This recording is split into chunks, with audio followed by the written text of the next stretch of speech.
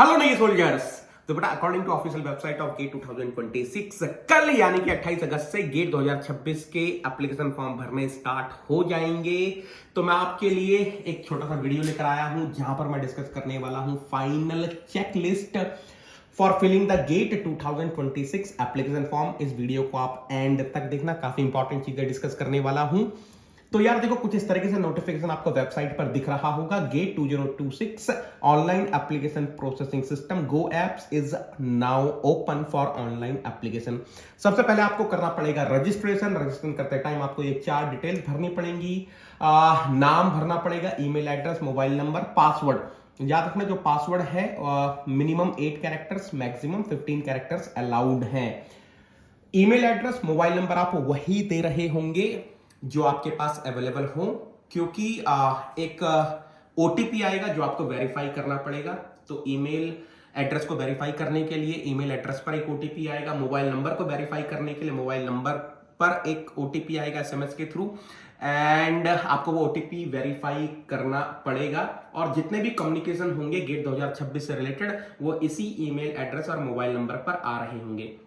अच्छा, एक और चीज, बेटा ये नाम में ना कई बार गलती होती है, तो मैं इसको थोड़ा सा एक्सप्लेन करना चाहूंगा। मैंने ऑब्जर्व किया है कई बार, खास तौर से मेरे जो साउथ इंडिया के बच्चे हैं वो ना काफी परेशान हो जाते हैं गेट का फॉर्म भरने के बाद, क्योंकि यहां पर गलती होती है। एक बार जरा ध्यान से देख लेना। देखो, जब आप नाम भर रहे होंगे तो कुछ इस तरीके से आपको 3 बॉक्स दिखने वाले हैं, first name, middle name, surname. अच्छा, अभी फिलहाल आप first name, middle name, surname को भूल जाओ, मेरी बात ध्यान से सुनना।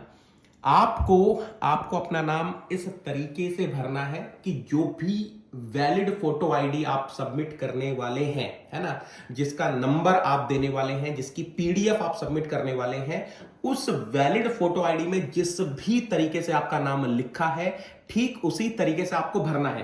Forget about first name, middle name, surname. For example अगर मैं अपनी बात करूं देवेंद्र सिंह नेगी, तो मैं फर्स्ट नेम भर दूंगा, मतलब उस वाले बॉक्स में भर दूंगा Devendra, then I want Singh, तो मिडिल नेम भर दूंगा, सरनेम में नेगी भर दूंगा। अब मैं ऐसा क्यों बोल रहा हूं कि आपको ना इसी तरीके से भरना है, forget about first name, middle name, surname, क्योंकि यार देखो साउथ इंडिया में क्या होता है, जनरली सरनेम पहले आता है और जो फर्स्ट नेम होता है वो एंड में आता है। जैसे मेरा एक बच्चा है वोगावरपु सूर्या भारत, एक्चुअली वोगावरपु इसका सरनेम है, भारत इसका फर्स्ट नेम है। अब अगर ये इसके हिसाब से चलेगा तो इसका नाम गेट के जो भी इसका एप्लीकेशन फॉर्म का प्रिंट आएगा, उसकी पीडीएफ जनरेट होगी, प्रिंट आएगा, जो भी उसका एडमिट कार्ड आएगा, अगर इस सीक्वेंस के हिसाब से चले, first name, middle name, surname के हिसाब से, तो फिर उसका नाम लिखा हुआ आएगा भारत सूर्या वोगावरपु, जो कि मैच नहीं करेगा वैलिड फोटो आईडी से।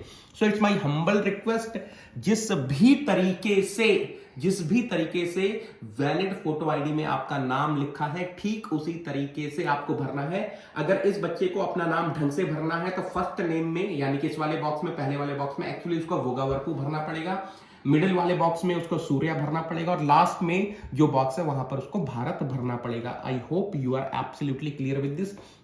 इसके बाद आपका क्वेश्चन ये उठेगा कि सर कौन कौन सी वैलिड फोटो आईडी एलिजिबल है। तो यार देखो, आधार यूआईडी प्रिफरेबल है, Aadhaar virtual ID, passport, PAN card, voter ID, driving licence, government issued ID, ये जो 7 आईडीज हैं यही एलिजिबल हैं, जिसका नंबर आपको एप्लीकेशन फॉर्म भरते हुए देना है और जिसकी पीडीएफ आपको अपलोड करनी है। 7 में से कोई भी एक आप चूज कर सकते हो। याद रखना, जो कॉलेज गोइंग मेरे नेगी सोल्जर्स हैं, कॉलेज की ID is not the valid photo ID. इस चीज का आप खास तौर से ध्यान रखना। और ये भी आप ध्यान रखना कि जो भी फोटो आईडी आप भरने वाले हो, जिसका नंबर आप भरने वाले हो, जो आप सबमिट करने वाले हो, उसमें आपकी फोटो लेटेस्ट वाली फोटो हो, रिसेंट वाली फोटो हो, फोटो अपडेटेड हो, क्योंकि आपकी फोटो एग्जामिनेशन हॉल में जब आप जा रहे होंगे वहां पर आपके चेहरे से मैच होनी चाहिए। क्योंकि देखो यहां लिखा भी है, on the examination day candidate must bring the original ID proof along with the GATE 2026 admit card. अच्छा, यहां पर भी देखो यार, नंबर ऑफ टेस्ट पेपर्स का भी मैं थोड़ा सा डिस्कशन करना चाहूंगा बच्चों। अगर आप 2 टेस्ट पेपर से लिखना चाह रहे हैं, तो आप एक चीज का ध्यान रखना। देखो, by default the radio button, जो 1 वाला रेडियो बटन है वो क्लिक्ड होगा। सबसे पहले तो आपको 2 वाला रेडियो बटन क्लिक करना पड़ेगा। उसके बाद ध्यान से सुनो, एक ही एप्लीकेशन फॉर्म है दोनों टेस्ट पेपर्स के लिए। ऐसा नहीं है कि आपको दो अलग अलग एप्लीकेशन फॉर्म भरने पड़ेंगे। एक ही एप्लीकेशन फॉर्म में आपको दोनों जो आपके टेस्ट पेपर्स हैं वो मेंशन करने पड़ेंगे। फॉर एग्जांपल जो मेरे मैकेनिकल के बच्चे हैं, यस, पहला प्राइमरी आपका हो गया मैकेनिकल एमई। सेकेंडरी के लिए देखो, जैसे आपका प्राइमरी आप एमई भरोगे तो सेकेंडरी के लिए ना क्या होगा, टोटल 6 ऑप्शंस आपके सामने आ जाएंगे। Of course most of you must be filling with XE only.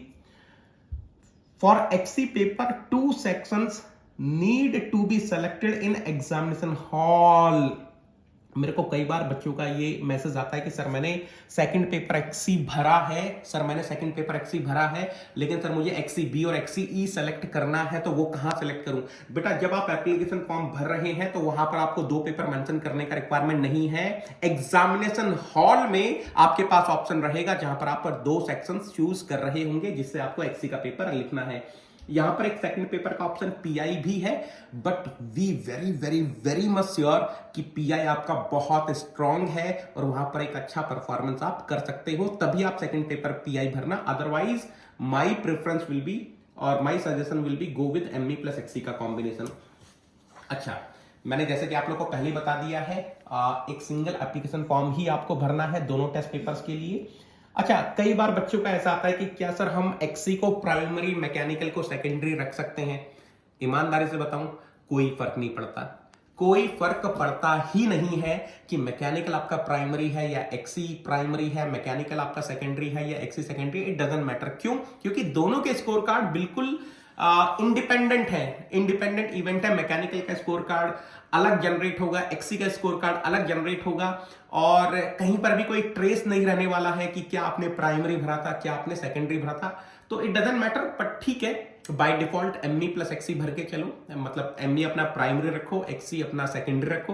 But कोई अगर गलती से एक्सी को प्राइमरी और मैकेनिकल को सेकेंडरी कर देता तो कोई खास फर्क पड़ेगा नहीं ना। एक और चीज, कई बार ना बच्चे 2 पेपर इसलिए नहीं भरते कि उनको लगता है कि यार मान लो एक पेपर में क्वालिफाई हो गए जो हम अच्छे से प्रिपेयर कर रहे हैं, और दूसरे पेपर में, सेकंड पेपर में क्वालिफाई नहीं कर पाए तो उसमें लिखा आएगा। बेटा, जस्ट मैंने आपको अभी बताया कि दोनों के स्कोर कार्ड बिल्कुल मतलब इंडिपेंडेंट है। अगर आप मान लो आपका प्राइमरी पेपर, पहला पेपर जो है वो अच्छा चला गया, आपने सेकंड पेपर नहीं लिखा, तो कहीं पर भी प्राइमरी पेपर का जो स्कोर कार्ड है, फर्स्ट पेपर का स्कोर कार्ड है, वहां पर ये मेंशन नहीं रहेगा कि आपने सेकंड पेपर नहीं लिखा है, या उल्टा वाइस वर्सा। फॉर एग्जांपल, किसी भी रीजन से आप अपना फर्स्ट पेपर नहीं लिख पाए तो सेकंड पेपर का जो स्कोर कार्ड आएगा वहां पर कहीं पर भी नहीं लिखा होगा कि आपने फर्स्ट पेपर नहीं लिखा है। दोनों एकदम इंडिपेंडेंट स्कोर कार्ड्स हैं, so don't worry about that part. If candidate is absent in one paper, it will not affect the scorecard of second paper.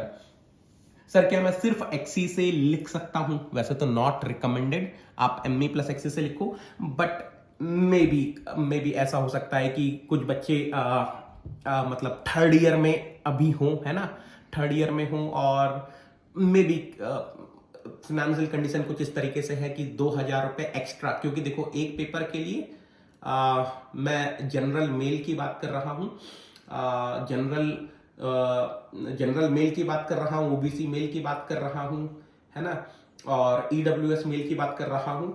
हो जाता है कभी कि 2000 रुपए नहीं अरेंज हो पाते हैं, एक्स्ट्रा 2000 रुपए, और आप अभी थर्ड ईयर में हो या फिर वर्किंग प्रोफेशनल तो वैसे अफोर्ड कर लेंगे, लेकिन मान लो आप कॉलेज गोइंग हो, थर्ड ईयर में हो, 2000 रुपए अफोर्ड नहीं कर पा रहे हो, देन सर क्या मैं सिर्फ एक्सी से भर सकता हूं? भर सकते हो, है ना।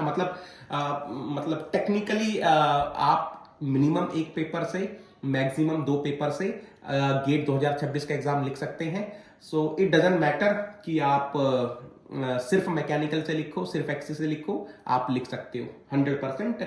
आईआईटी गुवाहाटी गेट 2026 की ऑर्गेनाइजिंग कमेटी आपको अलाउ करती है। अगर आपको सिर्फ मैकेनिकल से लिखना है, सिर्फ एक्सी से लिखना है, वो अलाउ करती है। Mechanical primary paper, XE secondary paper से लिखना है, वो अलाउ करती है। Mechanical primary paper, PI primary paper, उसको अलाउ करती है।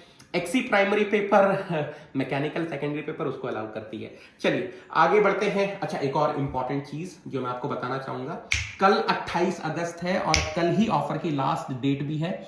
अगर कोई अभी भी है जो गेट 2026 के लिए प्रिपेयर करना चाह रहा है, तो मेरी सलाह होगी 6+1 टोटल 7 महीने का सब्सक्रिप्शन आपको मिल जाएगा 7,999 में नेगेटन लगाने पर। बाकी जो लोग 2027 के लिए प्रिपेयर करना चाह रहे हैं, बेटा गोल्डन अपॉर्चुनिटी है। टोटल 18 महीने का सब्सक्रिप्शन आपको मिल रहा है 9,999 में। और जो लोग 2028 के लिए प्रिपेयर करना चाह रहे हैं, टोटल 30 महीने का सब्सक्रिप्शन आपको मिल जाएगा 14,999 में। याद रखना कोड एक ही है, नेगेटन। जब आप नेगेटन लगाते हो NEGI10, जब आप नेगेटन लगाते हो तभी आप पर्सनल गाइडेंस प्रोग्राम का हिस्सा बनते हो। Remember, there is only one code which connects Negi sir and Negi soldiers, है ना। बाकी यस, सुपर 30 बैच यार ऑलमोस्ट फुल हो चुका है ना। मैंने सेकंड बैच भी स्टार्ट किया था। पहला बैच तो एकदम आप लोगों ने झमाझम तरीके से फिल कर दिया था। सेकंड बैच भी स्टार्ट किया है मैंने, उसमें आप केवल 2 सीट बची हैं। जिनको भी ज्वाइन करना है मुझे यहां पर व्हाट्सअप कर सकते हैं 8341320644। इनफैक्ट अगर आपको प्लस सब्सक्रिप्शन भी लेना है या आइकॉनिक लेना है तो भी मुझे आप यहां पर व्हाट्सअप कर सकते हैं। या फिर आपकी कुछ भी क्वेरी है गेट 2026 की प्रिपरेशन से रिलेटेड, एप्लीकेशन फॉर्म भरने से रिलेटेड, आप मुझे यहां पर व्हाट्सअप करेंगे, मैं आपको रिप्लाई कर रहा हूं। बाकी आगे बढ़ते हैं। सर क्या कैटेगरी सर्टिफिकेट अभी रिक्वायर्ड होगी? बेटा बहुत इंपॉर्टेंट डिस्कशन अब मैं कर रहा हूं, प्लीज लिसन केयरफुली। यहां पर जरा ध्यान से सुन लेना। अगर आप SC कैटेगरी को बिलोंग करते हो या ST कैटेगरी को बिलोंग करते हो, yes in PDF format category certificate will be required, क्योंकि आपको फी में कंसेशन मिल रहा है। तो यस, आपको साथ में अटैच करना पड़ेगा। अगर आप फॉर्म फिल करते टाइम SC वाली कैटेगरी को सिलेक्ट करते हैं या ST वाली कैटेगरी को सिलेक्ट करते हैं तो आपको PDF सबमिट करनी पड़ेगी। बट नाउ लिसन केयरफुली, यहां पर बहुत ध्यान से सुनना बच्चों। जो मेरे बच्चे जनरल EWS कैटेगरी को बिलोंग करते हैं या OBC non creamy layer category को बिलोंग करते हैं, as of now you need not to submit any category certificate. No certificate is required from general EWS and OBC non-creamy layer as of now. तो ये थोड़ा सा आप लोगों के लिए, मतलब कई बार ऐसा होता है ना कि अभी आप लोगों के पास सर्टिफिकेट नहीं है तो फिर सर क्या करें। पैनिक होने का रिक्वायरमेंट नहीं है। अगर आप जनरल EWS कैटेगरी के हैं, OBC non creamy layer category के हैं, आपके पास सफिशिएंट टाइम है सर्टिफिकेट बनाने के लिए। इनफैक्ट अगर मैं आपको बताऊं, जो आपका फाइनल गेट का स्कोर कार्ड आएगा उसमें भी कहीं पर भी कैटेगरी मेंशन्ड नहीं होगी। वहां तब तक भी आपके पास टाइम रहने वाला है कैटेगरी सर्टिफिकेट बनाने का। एनीवेज, इसके आगे चलते हैं। क्वालिफिकेशन डिग्री डिटेल्स वाले टैब में आपको इंस्टीट्यूट रजिस्ट्रेशन या रोल नंबर भरना पड़ेगा। तो यहां पर आप क्या भर सकते हो? अगर आपका कॉलेज का कोई रोल नंबर है या कॉलेज का कोई एनरोलमेंट नंबर है या फिर यूनिवर्सिटी का कोई एनरोलमेंट नंबर है, वो सब आप यहां पर भर सकते हैं, जो कि एक परमानेंट नंबर हो। अब यहां पर भी कई बार बच्चों को कंफ्यूजन होती है, have you graduated in about degree, है ना। अब ध्यान से सुनना बच्चों, अगर आज की डेट में, मान लो आज है 27 अगस्त, में आज की बात करूं, देखो अगर आप लास्ट ईयर ही आपकी बीटेक कंप्लीट हो गई थी या उससे पहले कंप्लीट हो गई तो of course you will be feeling yes. Now अभी इस मोमेंट पर कुछ बच्चे ऐसे होंगे जिन्होंने 4-2 यानी कि 8th सेमेस्टर के एग्जाम्स लिख लिए हैं, लेकिन अभी तक उनका फाइनल रिजल्ट नहीं आया है या रिजल्ट आ गया है, सर्टिफिकेट नहीं मिला है, उनको यस ही भरना है। बच्चों अगर आपका 4-2 का 8th सेमेस्टर का एग्जाम हो चुका है, केवल रिजल्ट अवेटेड है या रिजल्ट से रिलेटेड कोई डॉक्यूमेंट अवेटेड है, आपको यस ही भरना है। You are graduated in about degree.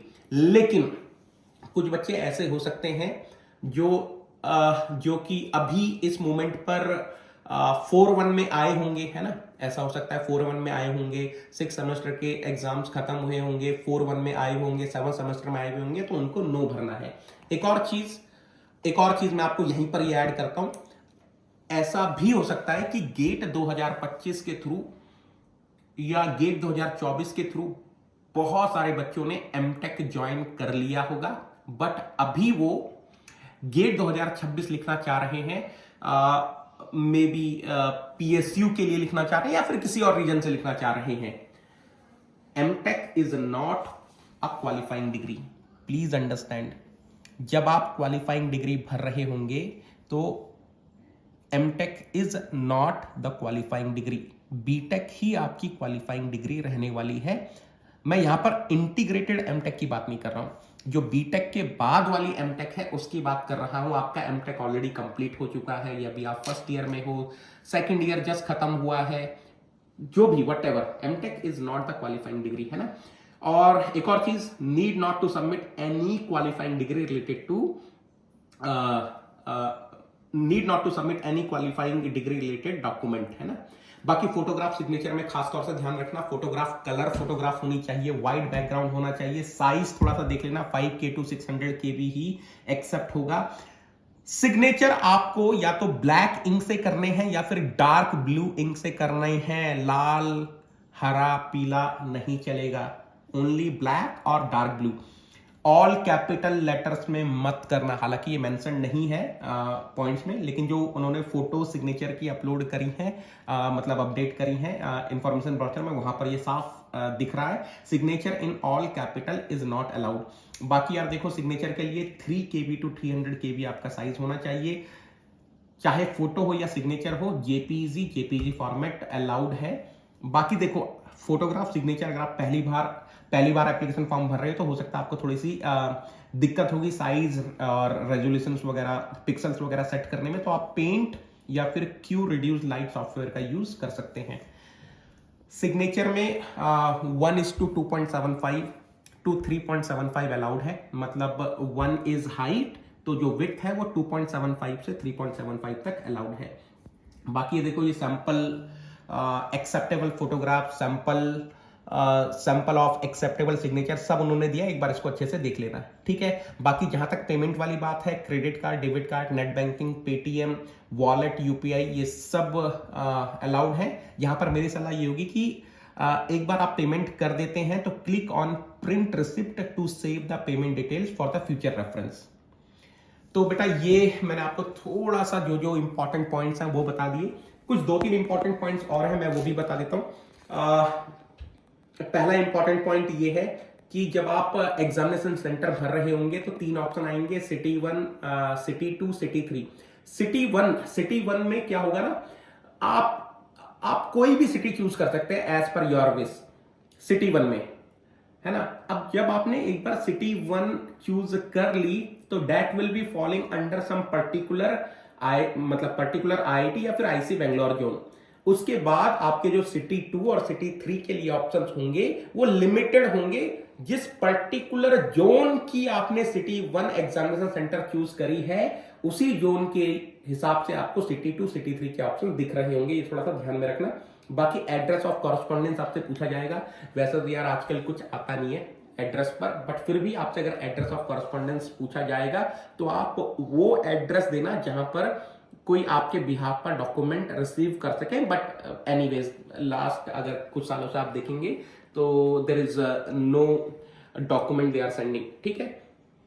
तो यार मैंने मोस्टली सारी चीजें कवर कर ली हैं। बाकी होपफुली कल से रजिस्ट्रेशन स्टार्ट हो जाएंगे, बट ऐसा भी हो सकता है कि क्या पता फर्दर लेट हो, but let us see what happens. अगर कल से रजिस्ट्रेशन स्टार्ट होते हैं तो मैंने आपको चेकलिस्ट बता दी है, आप उस हिसाब से भरो, ठीक है। गलती मत करना। बाकी एक और चीज, फॉर्म रिजेक्ट नहीं होता है ना, form is not going to be rejected. Please please please don't commit any mistake. लेकिन अगर गलती से कुछ मिस्टेक हो गई तो आपके पास ऑप्शंस रहेंगे रेक्टिफिकेशन के। चलो, thank you so much, thank you.